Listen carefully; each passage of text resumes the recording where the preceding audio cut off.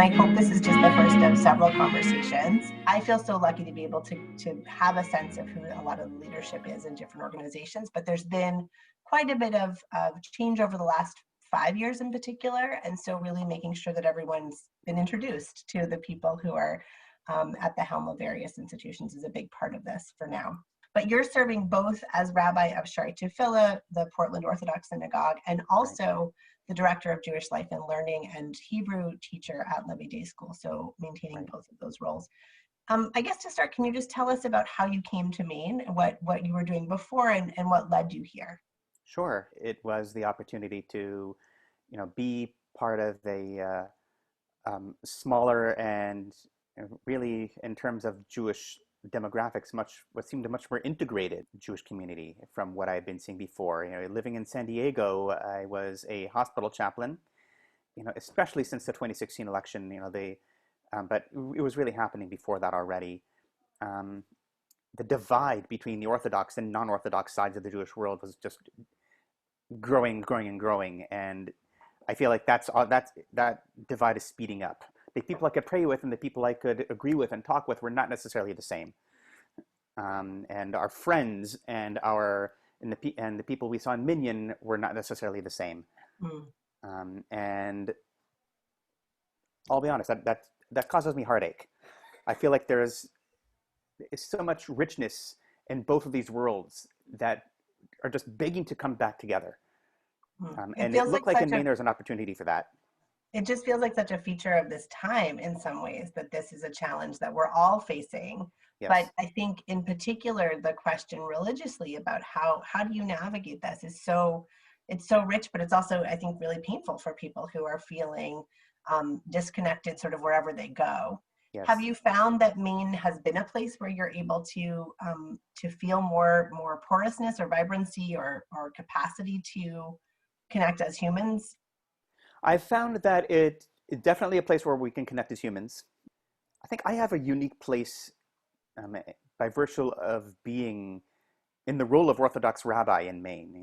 There's not an expectation that I will have to, stop keeping Shabbat halachically, or that I will have to, eat in non-kosher restaurants in order to be myself. But at the same time, when I do speak my mind on social and political issues, as long as I'm not doing it in the role of Shaarey Tphiloh rabbi necessarily,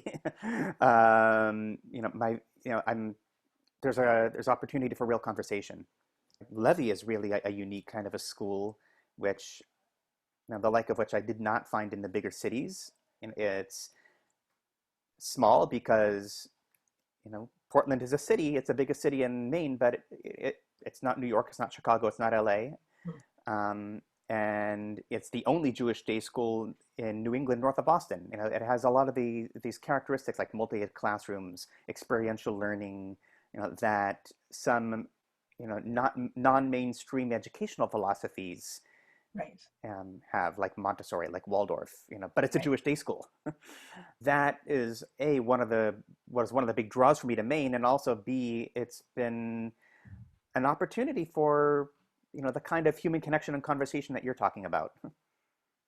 I think, yeah, I mean, Levy also draws families from a pretty wide array of backgrounds, both within and beyond the Jewish community. Very true.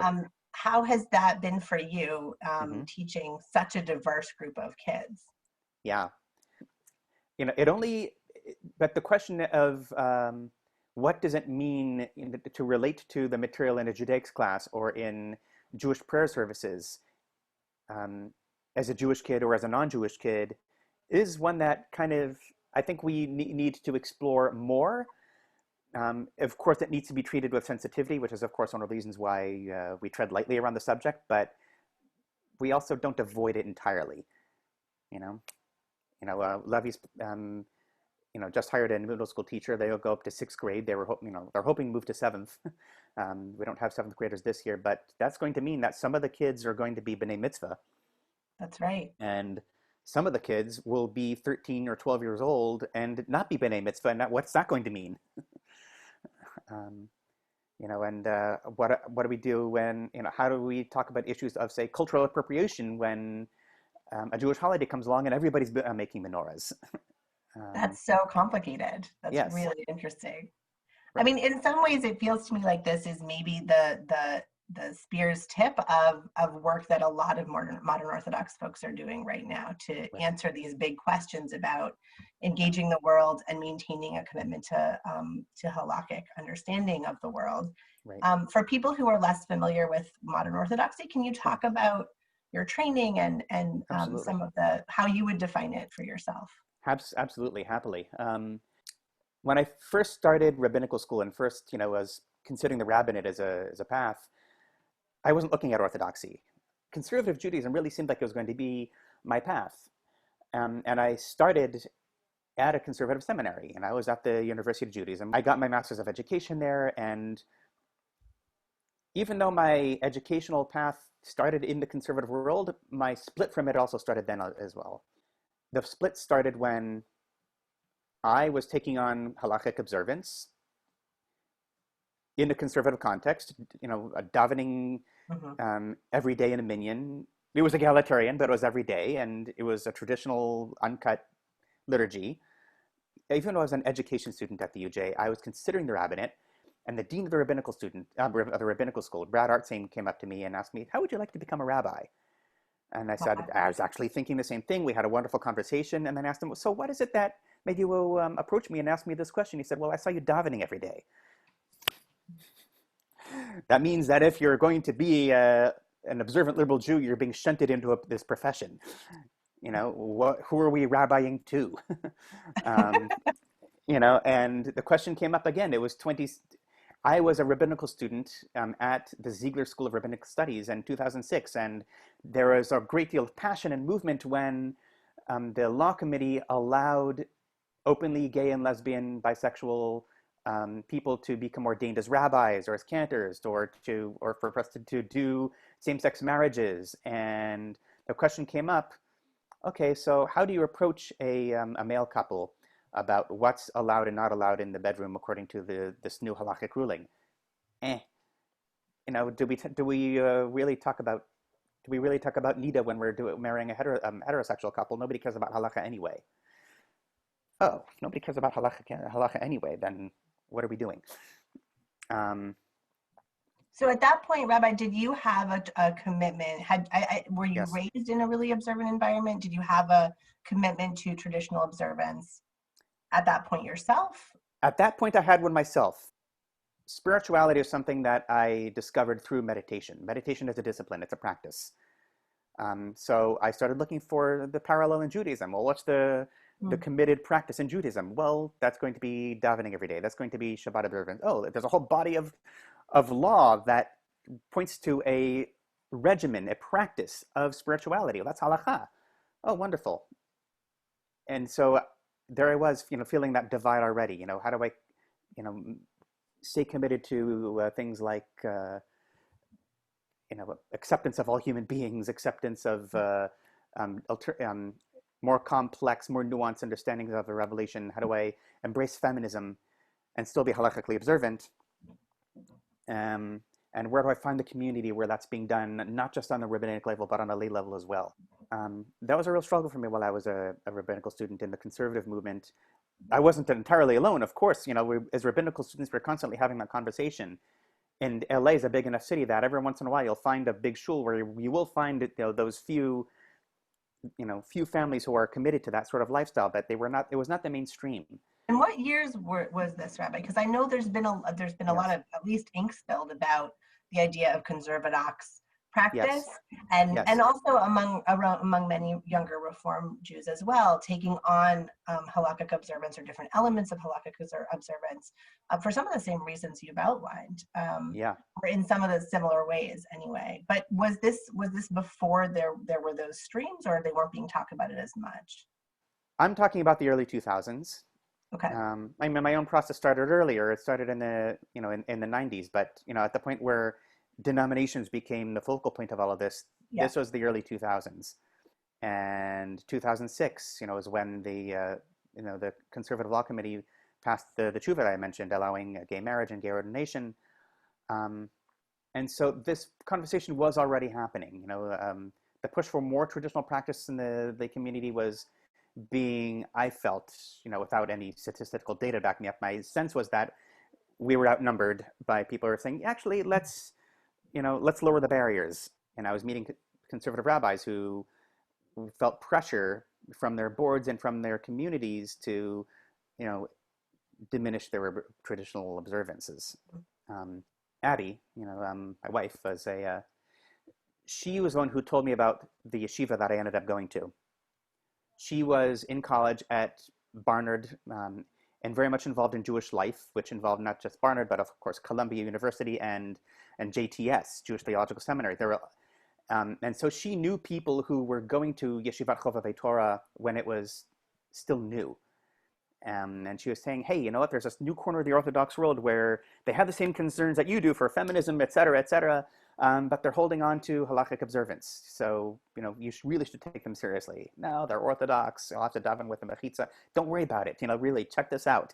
And there was a synagogue in LA that was Orthodox along those lines, B'nai David Judea. Mm-hmm. There's a mechitza, but it's straight down the middle. There were signs up telling the men to be respectful of the women's side of the synagogue, not to violate their space by walking through it casually. Just as the men don't want women in their space, the women should also have their own dedicated female space that's theirs to, that's safe to pray in. So I saw, okay, so in terms of feminism, it's not perfect, but at least they're holding on to the halacha, and the intent seemed stronger than it did in some liberal spaces where having a gender-blind minion was an assumption, but other sexisms might creep in otherwise. Interesting. So you felt like there was more exploration of the import or the impact of different choices in that environment. I felt so, because the fact that gender is a point of friction and moral discomfort that needs to be worked with in Halachic Judaism remained front and center by the fact that there was a mechitza, and that women, female scholars, Torah scholars in that modern Orthodox world were being given platforms. Ultimately, I joined Chovevei Torah and got my ordination there. And in my first years there, one of the big controversies that erupted was our yeshiva's founder was founding another yeshiva, Maharat, for women. And in terms of the problems of heteronormativity and halacha, we had a lot of conversations about that as well, and that's an unresolved issue in that world. I think the nature of things is, because they're committed to the letter of Torah law, that's going to be a hard issue to resolve, but they're working on it. I think it's such a fruitful and complex space to take up. Yes. To be interested in balancing these different pieces. And I think it is easy to say, well, let's make it just more accessible, right? And you said that earlier, that it's, let's make the service shorter, let's do outreach in totally different ways. And nobody's reading these books that are behind me anymore. But can you talk about, so for you, and I guess in terms of your rabbinate too and your outreach, what are some of the things that you talk to people about, the benefits of wrestling with rather than moving away totally from these traditions and this structure? Yeah. I teach adult classes through Shaarey Tphiloh once a week. And when I first started off, my first class was on tefillah. The intent then was that it was going to be sort of a how-to, I wanted to, cultivate more people who were familiar with the Siddur, who could lead services, and expand that number of people who were synagogue functional. But what it ended up kind of morphing into, based on who was coming, was a more in-depth exploration of the halacha. We spent at least a month on the issue of women in minyan. And Rabbi Braun came to join one of those classes. We looked at some of the different teshuvot from the conservative movement, that do allow counting women in the minyan, and people who, except for Rabbi Braun, were all Shaarey Tphiloh members. We're all Shaarey Tphiloh community members. All of them feeling very differently. But we had the texts in front of us. We knew, in terms of Jewish tradition, what the issues actually were, and it's not what we thought they were when we first came in. And yeah, we're stuck in the place of wrestling with it. We didn't come to an adequate place of resolution. There are some really sexist assumptions at the base of some of these halachic texts that exclude women from minyan, but they have become mainstream, and they are codified in the Shulchan Aruch. And the conversation doesn't stop there, because, well, there are some halachically committed conservative rabbis and Jews and minyanim who have found a way to include women in the minyan. Well, we're Orthodox, really, and so what does that mean? Does that mean that we have to, toe that line? Well, okay, sociological influences. If we include women in the minyan, then how are we any different from Bethel, and why should we keep existing as a separate minyan? The conversation never ends. The debate never ends. We're just stuck in this place of tension of there are women sitting at our table learning these texts which traditionally they've been excluded from, really digging apart the issues which keep them out of the minyan, but now we all know what makes a minyan and why. And ironically, it was some of the women's voices at the table who were pushing for, the traditional line of let's not count women in the minyan. Interesting. So that was also one of the big mind blowers, just as my mind was blown when my wife, who, as an academic in feminist theory and, who read a dissertation on women's literature in the early 20th century, it was telling me, go to become an Orthodox rabbi.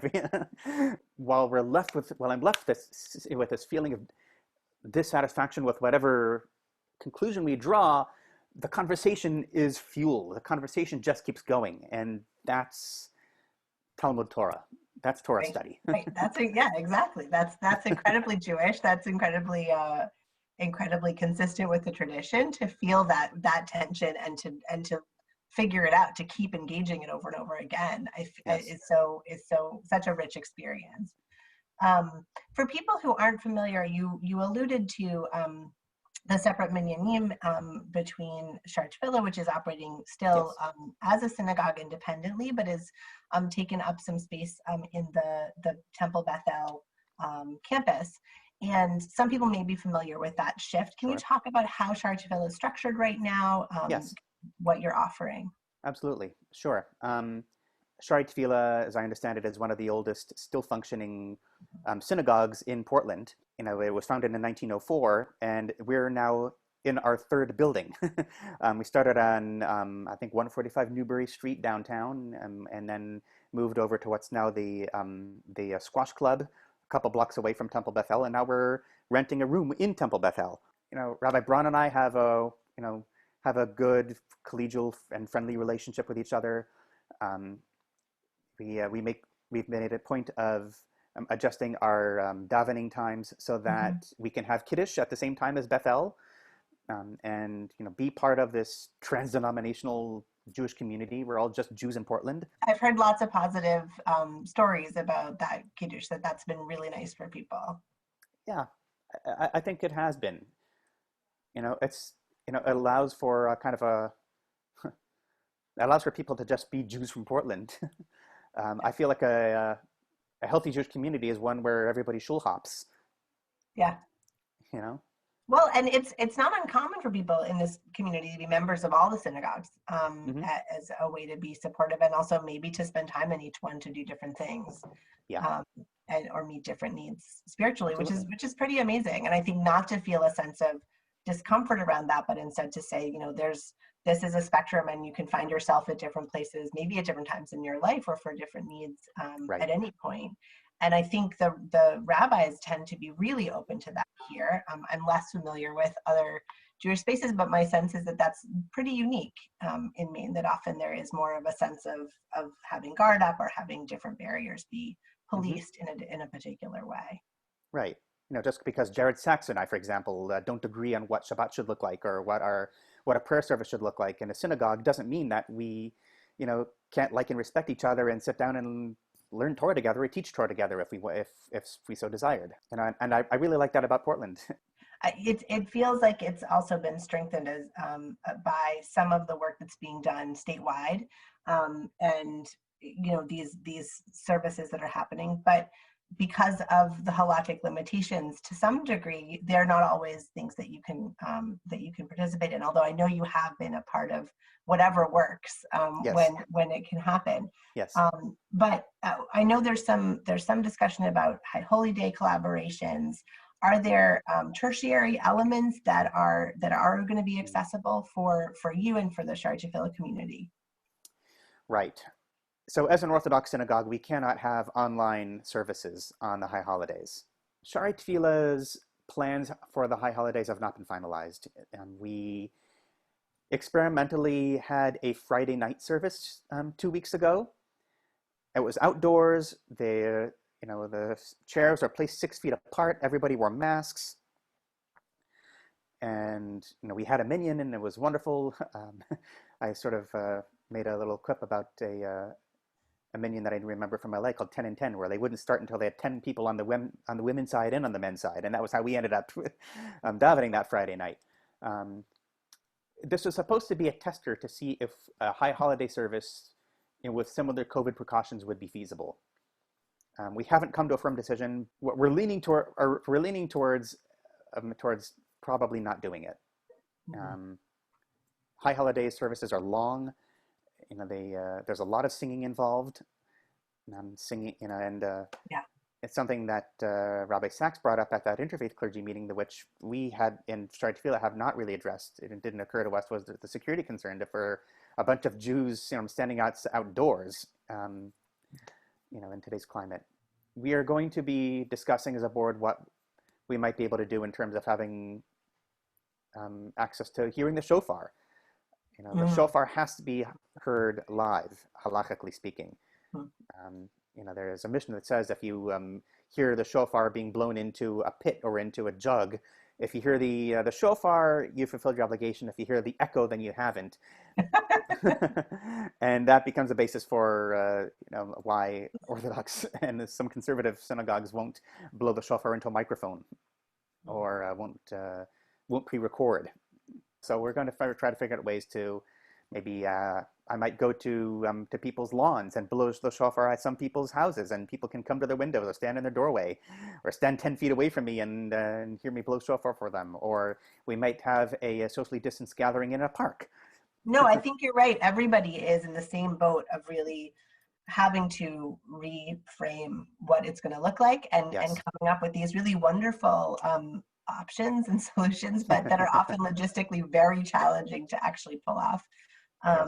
And yeah, I mean, I think that in many ways, it's sort of a distillation of the last 7 months or 6 months, whatever it's been, of really just, having to say, okay, we have these very specific holidays that have, a lot of singing and a lot of really intense time in the synagogue traditionally.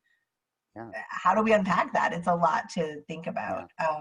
But yeah, I've heard that this idea of a walking shofar throughout a neighborhood, I think that's really lovely. But again, really difficult. I know you've been working closely with Shaarey Tphiloh community members throughout this challenging time of isolation, and especially for many of our older community members who are at home. Do you find that you draw on your experience in chaplaincy or your experience working with folks in that setting more in this last period of time? Not as much as I expected, but to a degree, yes. One of the things that a chaplain does is when they walk into a patient's room and the patient's not expecting them. And we can do that because we're wearing a badge and we're part of the clinical staff and say, hi, I'm the chaplain on this unit. I just want to see how you're doing. And why am I walking into that patient's room? Well, either it's for the reason I'm saying, or it's because I heard at a meeting from the social worker, from the nurses that some tragedy hit this patient's family, or that this patient's emotionally not handling stuff well. And so, I mean, what this has in common with what I'm doing now is I'm cold calling people. Hi, it's Rabbi Shub. I'm just calling to see how you're doing, and I get their story, and we have a conversation. And there have been a couple of phone calls which have really drawn on chaplain skills more than others. As people have had things going on in their families. There have been a couple of people who I've talked to who have relatives with COVID, or that sort of a thing. So certainly, the pastoral presence has been necessary there. Saying a Misha Berach over the phone with them. And there are some members of the Shaarey Tphiloh community who, for different reasons, don't have internet access. And so they're not able to join the things that I do that are online, like my Torah reading on Friday afternoons, or Tuesday night classes. They're not able to join those things. I'm careful to give them a phone call a little bit more often than I would some of the other community members. Again, it's all new world in terms of trying to, you can't just run into people the way that you used to be able to. And I think whether you're even in a community like ours, even if you didn't see everybody all the time, you heard stories about everybody all the time. There were layers of interaction happening that you could stay on top of, and that's I'm sure really, really complicated to try to sort of scaffold in a new way. So, I think in general, this has been a hard time for lots of folks. And I'm wondering if you can share what you've turned to or what we can turn to for comfort and for inspiration during these times. Nobody experiences the same thing in the same way, and there are some of us who are having a much easier time of it because we don't live alone, because we get along well with the people we live with, we're, able to get outside and take walks, reach out and, and connect with people, make phone calls, have Zoom calls with people who are not physically near you. My daughter has rekindled friendships with people who live out of town, not just California friends, but Portland friends who've had to leave. Having a spiritual practice really matters as well. I can't be a rabbi and not recommend that people try to draw more on the spiritual power of davening. There are different ways to engage tefillah in a way that spiritually nourishes, and one of the ways is slow it down, take time with each word, really taste the texture of each word, let the word fill you, see what meanings and feelings and images it drives you towards. Experience that richness, like you're biting into a perfectly ripe, juicy nectarine. Experience the richness of something, experience beauty that way. That's wonderful. Thank you so much, Rabbi. It's always really enlightening and moving to hear what you're doing and the thoughts that you have about what's going on. So thank you so much. Thank you, Molly. Talk soon. Bye-bye. Bye.